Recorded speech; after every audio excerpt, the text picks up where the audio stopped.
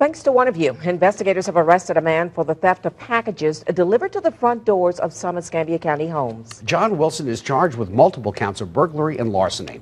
Now, 2 weeks ago, we showed you surveillance video of two men backing into a driveway in a blue Trailblazer. They pulled in right behind a FedEx truck that just left and stole a box off the front porch. Well, on Friday, a Channel 3 News viewer saw a FedEx truck driving through their Cantonment neighborhood, followed a few minutes later by a blue SUV. Channel 3's Amber Southard takes it from there.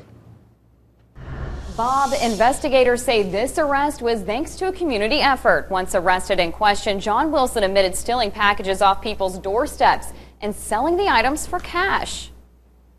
In the video, the two men only got away with toiletries and household items like cleaners and cat food. Mike McCormack and his ex-wife saw our story. It had been shared on a Facebook page. Friday afternoon, they noticed a FedEx truck drive by. Then a few minutes later, a familiar vehicle. It was the blue SUV. Mike hopped in his truck and followed the suspicious vehicle, taking cell phone video and pictures. The driver noticed and confronted McCormack. When he pulled up, I asked him what he was doing, and he said he was looking for the guy that sold him that vehicle, and that he lived in the neighborhood somewhere. I was thinking to myself, well, if this guy sold you this vehicle, you probably went to his house to buy it. You should know where it's at. So it didn't seem right to me.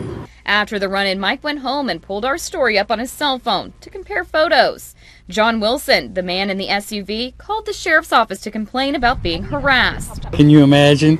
He calls the sheriff's office saying that I'm harassing him, which, I guess I was in a way, but it was kind of funny. McCormack also called authorities. Observe what you can, maybe take a cell phone video or a picture like I suggested last time, but we don't ever suggest you go out and confront someone. In this case, it worked out okay. Deputies tried to get Wilson to meet them in the neighborhood. He refused to even give his name.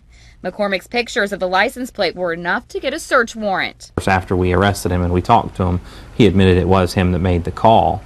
Once inside Wilson's home, deputies found many of the items that had been listed as stolen. Other arrests are expected to be made. If you're participating in any way, you're just as guilty as they are for the same crimes. Now, if you've had any items stolen and want to see if the sheriff's office has recovered them, you can call at 436-9630. Reporting live in the studio, Amber Southard, Channel 3 News.